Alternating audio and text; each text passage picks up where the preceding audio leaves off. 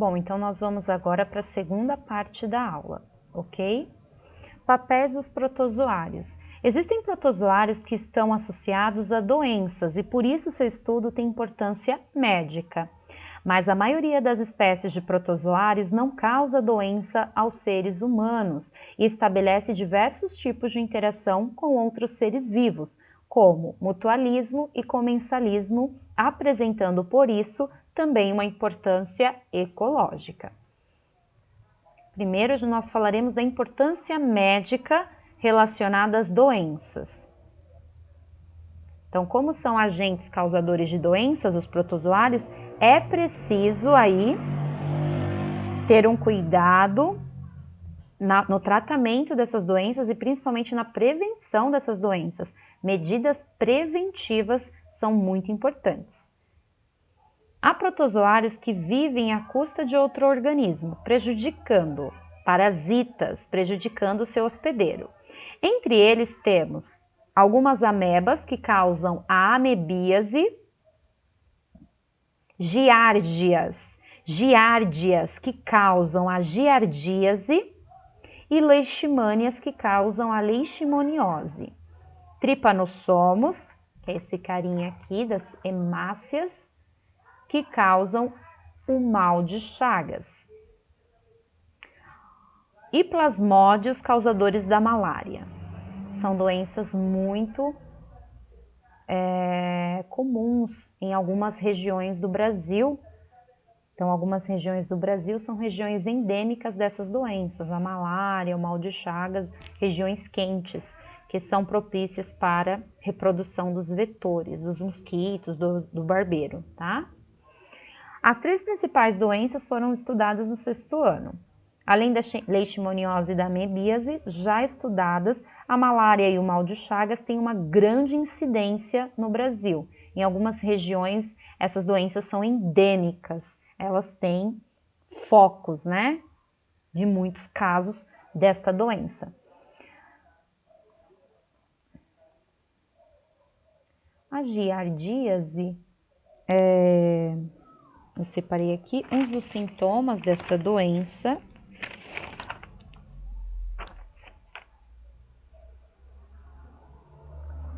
O parasita, ele aloja-se no intestino e impede a absorção de nutrientes.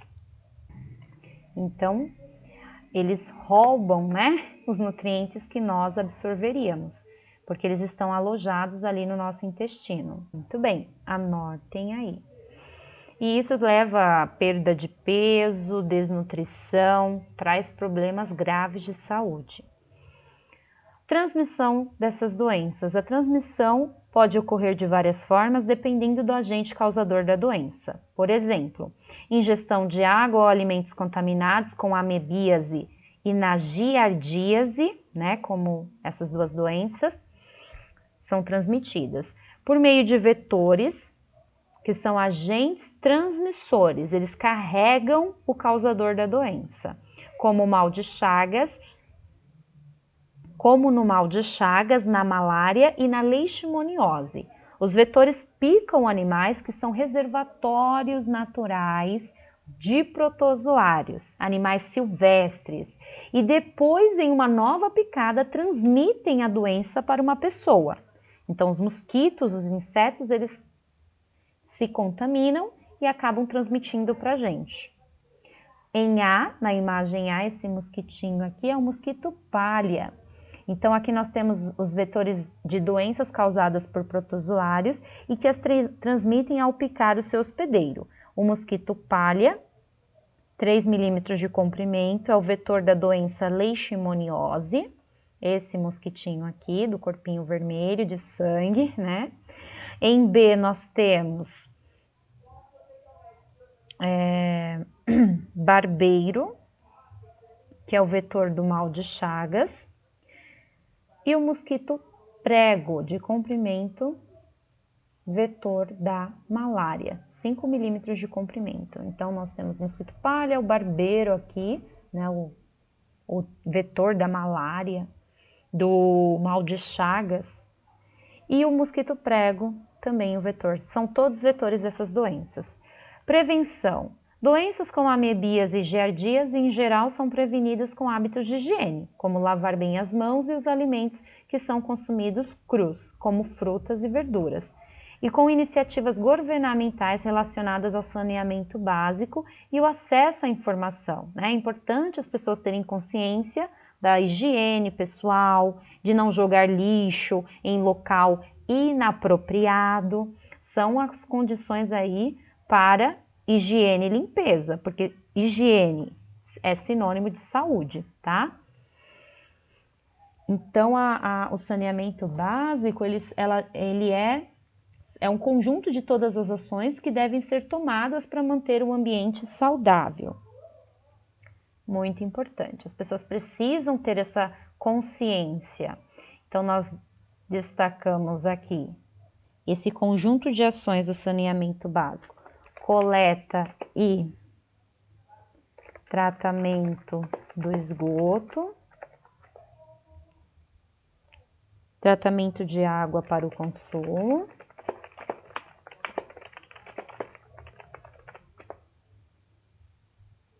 E coleta do lixo.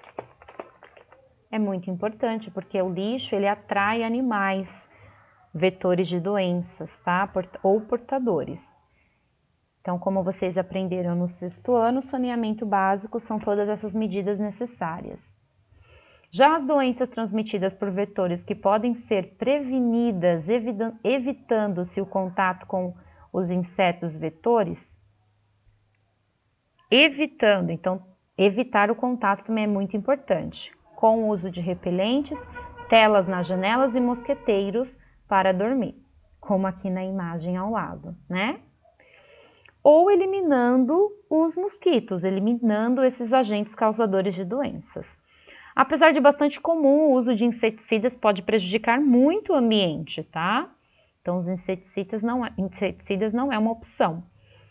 Pois além da eventual contaminação do solo, da água e dos seres humanos com o veneno, outros insetos importantes para o ecossistema e que não nos causam malefícios também morrem.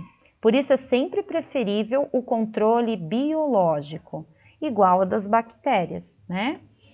Se nós usarmos antibióticos por muito tempo, nós podemos matar também bactérias benéficas.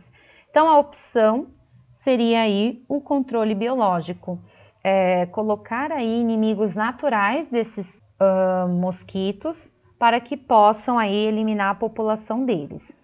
O vetor do mal de Chagas são os barbeiros. Esses insetos costumam habitar frestas nas paredes de casas de barro ou de pau a pique, que são aquelas casas que têm as paredes de barro e dentro da parede a gente tem uma estrutura de bambu para dar resistência a essa parede. São muito comuns na zona rural, dificilmente encontramos barbeiros em ambientes urbanos. A construção de casas de alvenaria para a população rural é uma das formas de prevenção. Então, a construção de casas cujas as paredes sejam feitas de tijolos, né? Essa construção das casas que nós temos aqui na cidade, de tijolo, de cimento. Então, é uma opção, é uma prevenção. Você sabia? Malária no Brasil e no mundo. A malária ocorre em regiões quentes e úmidas na América Latina, da Ásia e da África. Há 5.000 anos já era conhecida no Egito. Apesar disso, ainda hoje é uma das doenças que mais matam no planeta. Essa doença causa episódios de febre nos doentes que duram de poucas horas a um dia inteiro. Nos primeiros dias, esses episódios são diários de febre, né? Um dos sintomas aí dessa doença. Depois ocorrem a cada 2 ou 3 dias. Caso não seja feito o tratamento, esses ataques periódicos podem durar anos, podendo ocorrer recaídas, reaparecimento depois de um tempo sem manifestação ou ainda levar à morte. O protozoário causador, o plasmódio, denominado Plasmodium vivax, ataca e destrói os glóbulos vermelhos dos doentes, que passam a ter anemia, sem sangue, né? A anemia, eles destroem as hemácias. Então, ele tem uma deficiência de ferro, porque as hemácias, elas também carregam ferro, tá? Transportam oxigênio e o ferro. Então, esses pacientes ficam muito fracos. Estima-se que mais de 500 mil pessoas morrem de malária no mundo a cada ano. Em 2013, foram 584 mil mortes, segundo a Organização Mundial da Saúde, OMS, sendo 90% delas na África subsaariana, ao sul do deserto do Saara, a grande maioria de crianças com menos de 5 anos de idade. No Brasil, aproximadamente 99% dos casos de malária ocorrem na Amazônia Legal, que compreende os estados do Acre e Amapá, Amazonas, Pará, Rondônia, Roraima, Tocantins, Mato Grosso e Maranhão. Desde 2006, os casos de malária vêm diminuindo no país, o que já rendeu alguns prêmios ao Programa Nacional de Controle da Malária da Secretaria de Vigilância em Saúde, SVS. Como a malária Champions of the Americas Award em 2015, na Organização Pan-Americana de Saúde, OMS. Então, foi uma premiação aí, né, por essa redução. Então, nós temos um gráfico, número de casos em milhares ao longo do tempo. Então, em 2006, nós tínhamos 549,4 mil mortes. E em 2015, diminuiu para 126,6 mil casos. Fonte Ministério de Saúde. Tratamento das doenças causadas aí. Então, nós vimos a forma de prevenção, transmissão, importante para estudar para a prova, tá? Transmissão, prevenção e agora o tratamento. O tratamento depende do tipo de doença. Amebíase e giardíase. O tratamento e a cura são feitos com o uso de medicamentos específicos. Em alguns casos são usados também antibióticos, assim como para as bactérias. No caso, prevenir uma doença é diferente de tratar a doença, tá? Prevenção, você não adquire a doença. Tratamento, você já adquiriu e precisa curar esta doença. Malária. O medicamento para o tratamento dessa doença, usado desde o século XVIII, é feito à base de quinina, substância extraída da casca de uma árvore chamada cincona. Alguns medicamentos novos, como a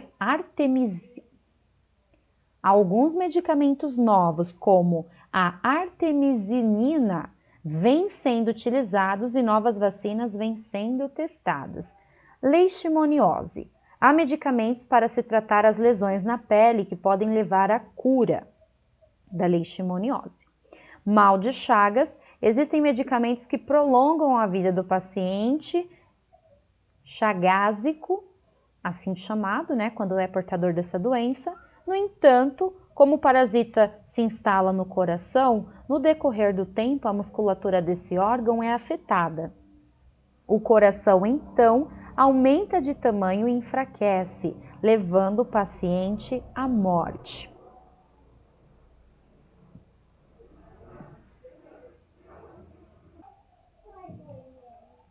De olho na doença ou mal de Chagas. A tripanossomíase é causada pelo protozoário Trypanosoma. O nome da espécie desse protozoário é o Trypanosoma cruzi. Mas essa doença é mais conhecida como mal de Chagas por ter sido estudada primeiramente pelo médico brasileiro Carlos Chagas. Tripanossomíase por causa do nome do tripanossoma, tá? Desse parasita do protozoário. Trata-se de uma doença que ataca seres humanos, cães, gatos, roedores, os ratos e outros mamíferos. Ela mata cerca de 12 mil pessoas por ano no mundo. É transmitida pelas fezes de um inseto. o barbeiro ou chupança, contaminado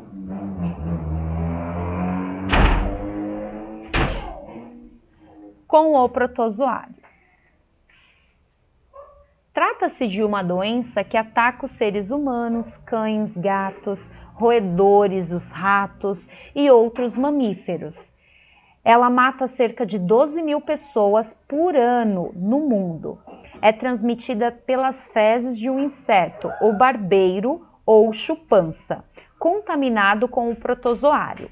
Ao picar uma pessoa ou animal para sugar seu sangue, o inseto acaba defecando próximo ao local da picada. Ao se coçar involuntariamente, o barbeiro pica durante a noite. Fica quieta, senta lá no sofá. Trata-se de uma doença que ataca seres humanos, cães, gatos, roedores, ratos e outros mamíferos. Ela mata cerca de 12 mil pessoas por ano no mundo. É transmitida pelas fezes de um inseto, o barbeiro ou chupança, contaminado com um protozoário. Ao picar uma pessoa ou animal para sugar seu sangue, o inseto acaba defecando próximo ao local da picada. Ao se coçar involuntariamente, o barbeiro pica durante a noite, quando a vítima está dormindo. A pessoa facilita a penetração dos protozoários na corrente sanguínea, né? Porque ela vai se coçar e ali ela espalha aquele protozoário na ferida.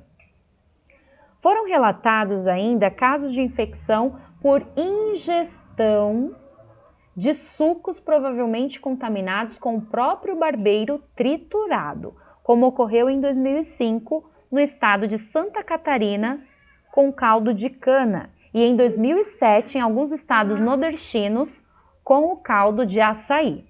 Essa forma de contaminação é combatida com medidas sanitárias de armazenamento e processamento de alimentos, tá? Então a vigilância sanitária é muito importante, essa fiscalização, para que as empresas tenham aí higiene e limpeza nos seus processos de fabricação, tá? Porque esse barbeiro ele pode ser triturado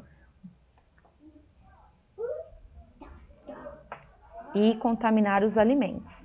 Importância ecológica. Alguns seres vivos simplesmente não conseguiriam sobreviver se não estabelecesse uma interação ecológica com um protozoário. É o caso, por exemplo, dos cupins, né? Então, é um exemplo de mutualismo entre protozoários e insetos.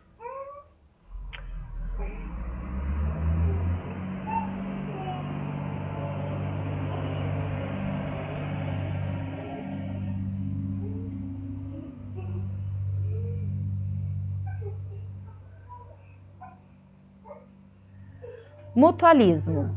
Cupins se alimentam de madeira, mas não conseguem digeri-la completamente por causa da celulose, uma das substâncias que formam a madeira. Contudo, alguns protozoários, como os trinconinfas, conseguem. Esses protozoários vivem no intestino de cupins, estabelecendo uma associação benéfica para os dois. Os insetos ingerem o alimento, a celulose, que os protozoários digerem. Os insetos se beneficiam de um alimento que eles não conseguem digerir sozinhos, enquanto os protozoários se beneficiam de um local seguro, o intestino dos cupins. Como os protozoários e os insetos dependem dessa relação para sobreviver, dizemos que eles têm uma relação de mutualismo, mútuo. Ambos se beneficiam e, quando separados, não conseguem sobreviver.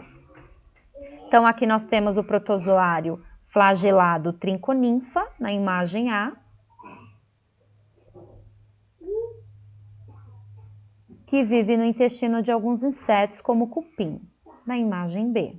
Você já pensou nisso? Então, com base no que nós discutimos, quando o cupim nasce de um ovo no cupinzeiro, ele não possui protozoários vivendo no seu intestino, ele acabou de nascer. Como será que ele pode adquirir esses protozoários, os trinconinfas, fundamentais para a sua vida? Então, tente elaborar aí uma hipótese, ok? dê pause nesta aula e faça sua resposta. Temos um outro tipo de interação, o comensalismo.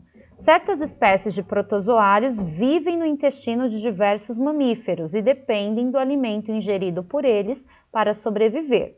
Os mamíferos, no entanto, não dependem dos protozoários, ou seja, eles não se beneficiam nem são prejudicados pela presença dos protozoários. Trata-se, então, de um caso de comensalismo do tipo inquilinismo, quando o protozoário está ali no intestino e não está prejudicando o ser humano, tá? Então, nós temos aqui o exemplo da Entamoeba coli, que ela vive no intestino humano, onde se alimenta de restos da digestão, sem causar prejuízo. Mas, quando eu tenho um desequilíbrio no organismo, tenho outros protozoários patogênicos, eles podem causar doenças, tá? Que é o caso das giardias. Elas são parasitas, elas causam a giardíase. Então, depende do equilíbrio do nosso corpo e do tipo de protozoário que está ali na nossa microbiota, ok?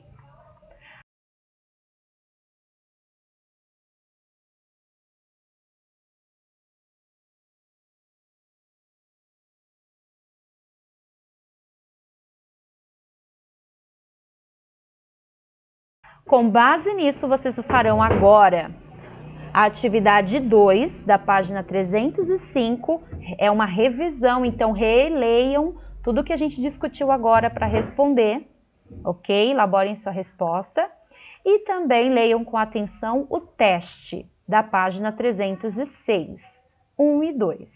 E para finalizar esta aula, você vai responder o para casa da página 306. Precisa tentar fazer todos os exercícios e trazer pronto para a próxima aula que a gente vai fazer o debate, tudo bem? Essas tabelas vocês vão reproduzir no seu caderno, eu não quero ninguém escrevendo na apostila, viu? Então coloque módulo 11, protozoários, módulo 12 que nós estamos. Coloque protozoários, página 306, lição de casa e faça as duas tabelas no caderno e responda, tá bom? Faça um item de cada vez. Então, nós temos aqui o protozoário. Ameba, paramécio, trypanossomo, habitante do intestino das baratas, o triconinfa e o plasmódio, tá? Então, o triconinfa, ele também pode estar presente no intestino de baratas, não somente dos cupins, tá? E aí, vocês vão descrever a forma de locomoção, né? Se são ciliados, flagelados ou sem uma estrutura definida de locomoção, apicomplexos ou esporozoários.